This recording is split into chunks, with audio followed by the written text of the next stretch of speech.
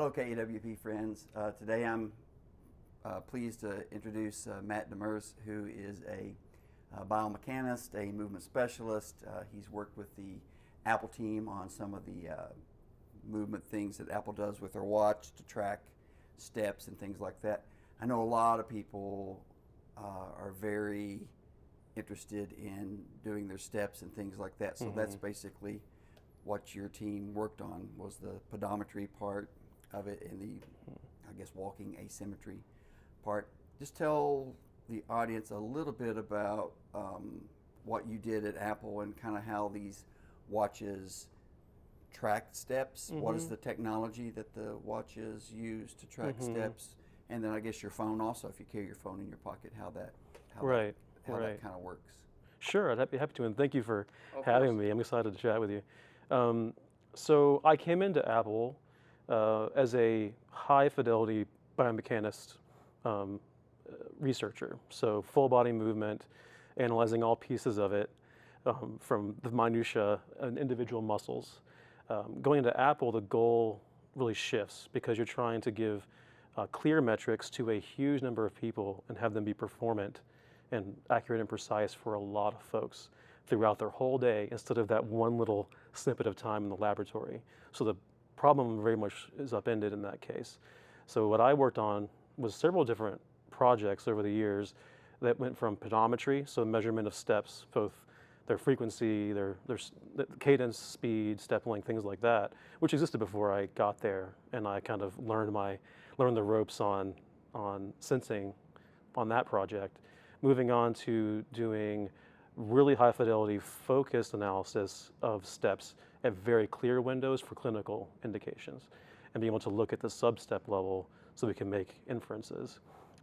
Very cool work from a lot of cool people on that. That was on the phone. And then after that, moving into things related to full body posture and head posture stuff for devices you would wear on your head. And so I got to do a lot of different cool things over the years at Apple, partly because it was very much at the algorithm level and the meat and potatoes that lots of folks could actually use for their own products within the Apple community as well.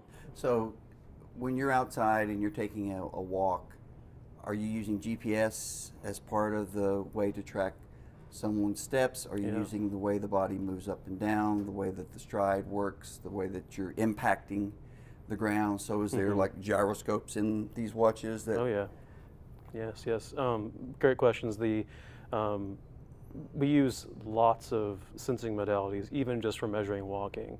In the classical sense, pedometers used to be simply looking at accelerometers, and you could do a lot with just an accelerometer, especially just counting steps. You can look at impacts and peaks and count step cadences, and adding more sensing modalities allowed for better confidence in whether that really was a step or not, or were you able to measure that step from different sub-behaviors, like if your hand was in a different position, were you wearing a phone in a different kind of pocket, that kind of stuff. So adding a gyroscope, which came later, allowed for more availability and higher confidence in those measures. And yes, also GPS came in, was on the phone for a while, then eventually came to the watch, and that was a huge part of my early work, kind of learning the ropes at Apple. Was the first generation of GPS coming in, and I was kind of trying to figure out with others what that meant to get GPS data trustworthy in the watch. Yeah. So when you have somebody with an injury, let's discuss a leg injury. Yeah. And they could look on their phone and they could see something called walking asymmetry. Right. And that, I guess, detects leg stride cadence that's off, or perhaps the way that your accelerometers kind of starting, stopping, would indicate that there could be a problem. Is there something that a person can glean from walking asymmetry that doesn't have an injury? That's, let's say they're a runner or a hiker or walker, and they're noticing something on their walking asymmetry that's not zero, that there's a little bit of a discrepancy there. What can they glean from that? Sure, great. It's a great question. I want to put a caveat out there. I will have to be careful about the how, to a fair amount, Of course. because of proprietary information and IP. But in terms of the why and what you can do with it, asymmetry can indicate, like you said, injury. And in terms of a mechanical injury, it can indicate also just a behavior choice. So maybe your day is spent in an asymmetric environment or something that makes you move asymmetrically, even if you aren't injured to do it, and you would have no idea without an all day, every day monitor of that behavior. And so really it's a core feature that can be used to get a snippet of your day over large proportions of your day and see if something about you or your behavior might be amiss, and like kind of like a red flag to go explore more deeply. So let's get some examples. There's injury, like you have a foot injury, a knee injury, something like that. A leg length discrepancy might cause something like that you might not be aware of. That's something you could actually intervene with fairly easily. Lifts, things like that. It could be someone in sport that doesn't realize how much time they spend in asymmetry versus out. So there's a lot of, I would call it like a core feature that people could actually use to look at gait from a different lens depending on what their interest is in. It started with Parkinson's research that was happening in the team.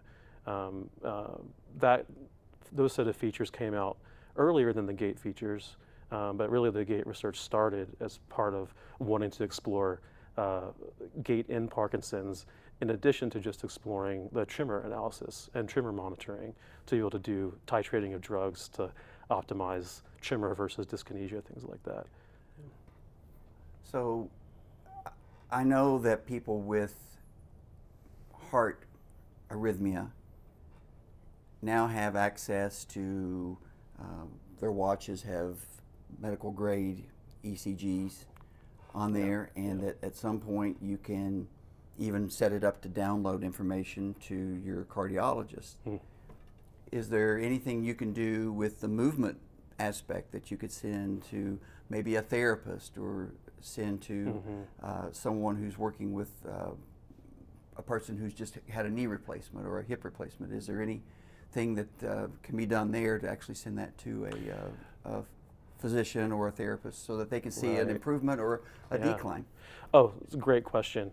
I'll separate what's, I'm not sure what is cleared for that, but there's the potential for what could be, and they might have cleared this by now in terms of FDA clearance. I'm not sure. They've been clearing FDA indications like crazy, so I'm not even up to date with how much they have since I've left. But one great use is recovery from an intervention. So you have this acute event, surgery, or it could be myocardial infarction, anything that would make your behavior change. And then now you have this acute event, abrupt behavior change, and you get to see return of behavior or lack of return of behavior. So as an example, I worked primarily on step speed. So walking speed is a precise measure, which we found we could measure more accurately than step length. That's a functional metric for how well can you navigate the world. So now you have someone that's had a hip fracture, or maybe a hip replacement, or a knee replacement, or a quadriceps tendon repair. And you want to know how many steps are they taking, but more importantly, what's the quality of them? So how fast are those steps? How fast are the steps over the course of the day? Is it maybe their mean speed has increased quickly, but maybe their max speed hasn't. So they're puttering around about as much as they used to, but they're not going on those big, fast walks. Or they're not, when they go from their office to their car, they're doing that slowly compared to how they used to. And you'd like to get them back to that quick, intentional walk that's at their 95th percentile, kind of soft max ability of their, or capacity of their walking speed. That's like one of the examples. So that's an acute example. You have an acute change, and you're looking at your response to that acute change. Another is, this happened after I left, but I worked on core features, so core measurements. And now they've released, and these are all over keynotes, which is super cool to find their keynotes and watch them, is insights from long-term trends. So long-term trends can be very messy. You have behavioral changes that might be not related to your health. It could be seasonal. They could be weekly patterns, it could be monthly, seasonal patterns, yearly patterns, and you have to look through that mess and try to determine if there's confidence that someone's walking speed has changed. They weren't asking for it, but perhaps you can see that, oh wow, there's been a gradual decline in their walking speed, and they weren't aware there was an issue. And now you could possibly alarm to that issue. You could also tell, I was happy to hear I had a neck surgery and my activity decreased. And I got reminded that I tried to get back to activity, and all of a sudden my watch tells me, oh, your mean typical walking speed has increased. So my return from this event has been going without me even paying attention to it. I have been recovering more than I thought, or my number of steps has increased. Is a simple one, but especially in the kind of capacity metrics like speed, how fast can you go? Seeing that come up and seeing that return after something acute is fantastic. I wish there was a way that as a therapist you could take the information from somebody and then be able to just see it on a graph, almost weekly, see what they're doing. Because plantar fasciitis is something that's common with a lot of people, and sometimes that's triggered by incline. People that aren't used to maybe going on a walk that has a certain incline to it or a decline to it, and you could be able to look on the watch, and I think that there's an aspect where it shows height, like if you're it shows steps. Excuse me, floors that you've climbed. Yes. So obviously there's an altimeter in there. Sure is. That's measuring that. But I think it also measures grade. And if you're on a 6% walk that you're not used to taking, and all of a sudden you are saying, well, I've got a little plantar fasciitis that's flared up, then I could say, well, maybe that's part of why is that you're walking on a grade that's pretty severe that you're not used to walking on, and you're getting that stretch that you're not used to. So I think there's a lot of data there that people kind of peruse, but don't really dig deep in it. But it would be wonderful if a therapist or a general practitioner could have access to that and say, these are some things that you're doing that I'm noticing that maybe we could change together, and say that this would be a better idea to maybe walk on more of a flat surface versus incline, walk on a surface that promotes not too much impact. So maybe go to a treadmill that has a surface that gives a little bit more versus walking out on a hard pavement area. I just think there's a lot of data there that people aren't taking advantage of that may give them clues to injury.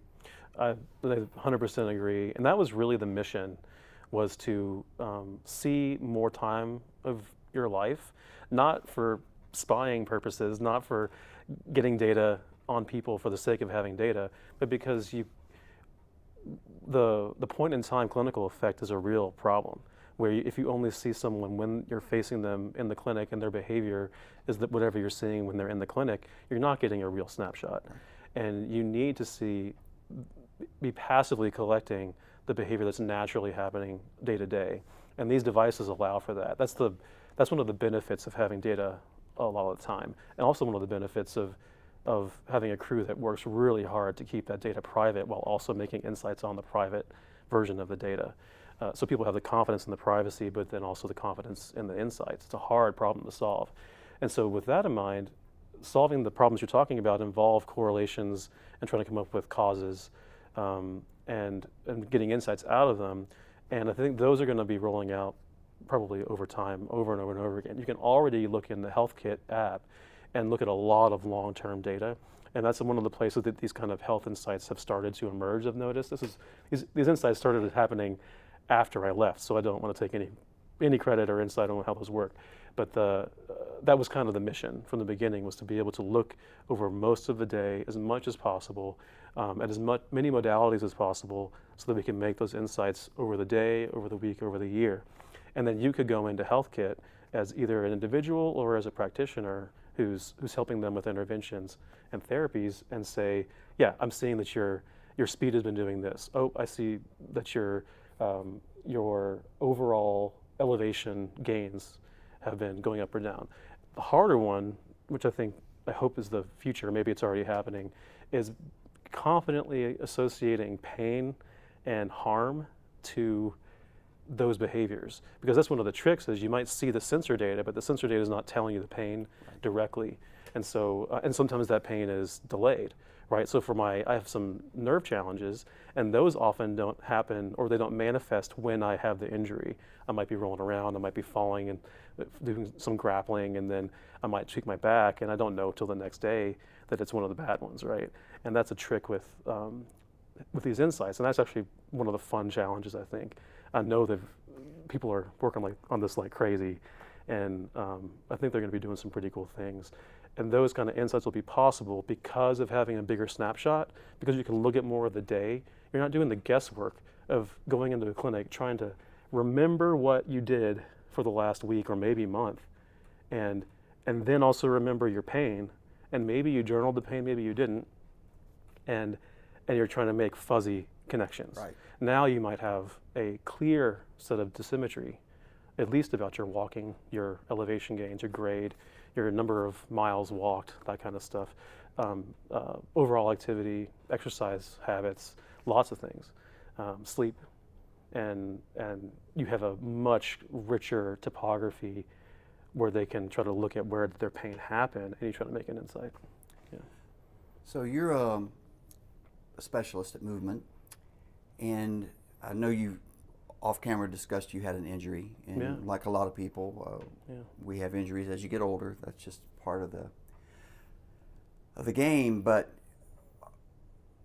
what can you tell the audience about somebody who likes an activity and they're injured and they want to either continue to participate in that activity or return to participation in that activity? What are some of the things that you've learned that are helpful for people to be able to either modify or change things so that they can return to their activity? Yeah. Some of the advice is exactly the kind I didn't like to take in the moment, because I was so, I'm wrapped up in my sports or wrapped up in martial arts. But the reality is, at the high level, you got to get the ego out, and the recovery is your new mission. That's the priority mission, and tell yourself that recovery is hard work. It's focused hard work, and it takes discipline to do controlled recovery where you're not re-injuring yourself, and you're instead continuing to build that base up so you can do what you love. Too many times I went back to sport and went back to intensity far too quickly, and fundamentally it's tough to admit, but it's an ego thing for me, where I remember how much weight I used to lift. I remember how intensely I could do my martial arts training, and then when I go in, if I'm not mindful about it, I can automatically go right back into that level of intensity.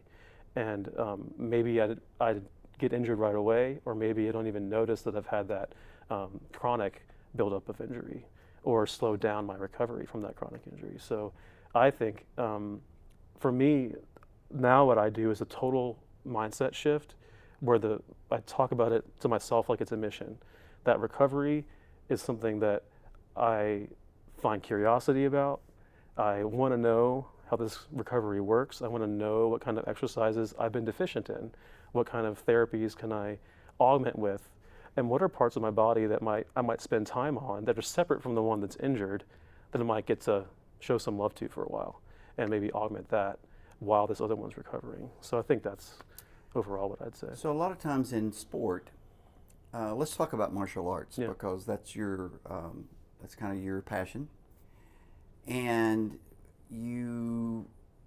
with anything, certain motions need to be repeated over and over and over again to get proficient at that Sure. motion. And let's talk about shoulders for a second, because if you're grappling with someone and they're manipulating you and you injure your shoulder, well, then you're going to change the way that your body moves to protect yourself Yes. from that. How do you continue to participate in, let's say, grappling with a shoulder injury or a neck injury safely? Sure. Are there ways that you specifically can discuss? Yeah, there's a couple. The first one's social. Very, very clear communication with your training partners, because everyone walks in with their own state of mind and their own goal, and you have to be really diligent about walking in and saying, I have blah injury. I really need you to go slow. I need your help. I need you to go slow here. I'll tap early. And I'll let you know if we're going too fast or we're going too hard. Set that at the beginning. Set that expectation and intention at the beginning. And I've never had a case where they weren't receptive to that. They've always been receptive to that, because you're kind of owning that as you go in. So that's the social part.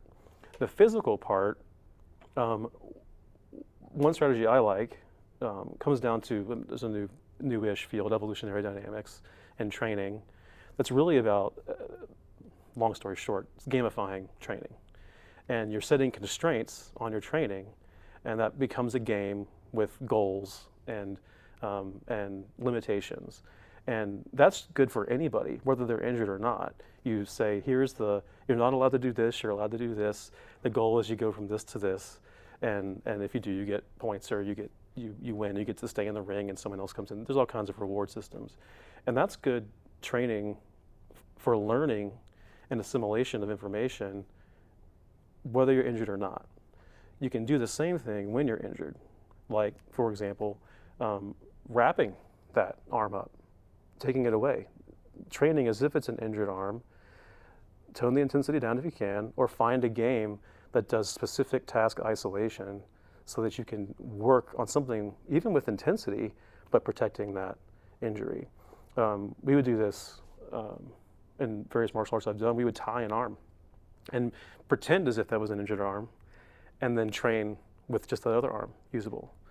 Same with leg. We might say, hey, you pretend your knee has been injured. You have to get down on one leg and basically be on your butt or scooting or doing effectively ground defenses from there. And those are useful no matter what, but especially when you start being injured, you just pull someone aside, ask to play a different game, and play a game that's supportive of that injury.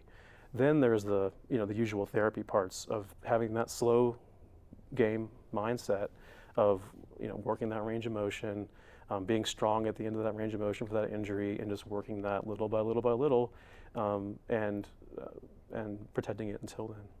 Yeah. I've always heard that when you engage in a sport at full speed, let's say you're competing, that your opponent and probably you are always injured. There's rarely a time in a person's competitive life that they're 100% fully fine.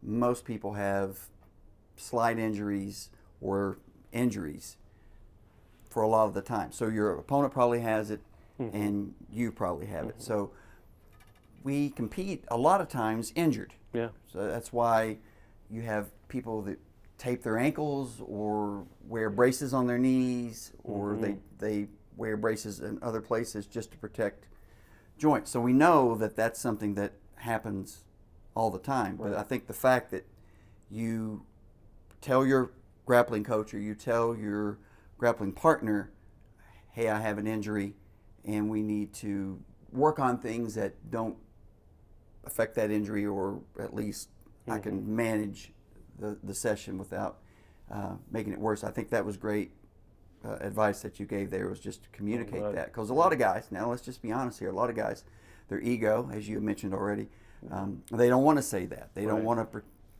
participate in that they have a weakness, or they have an injury that's going to maybe not allow them to participate at full capacity. So I think that's a good advice.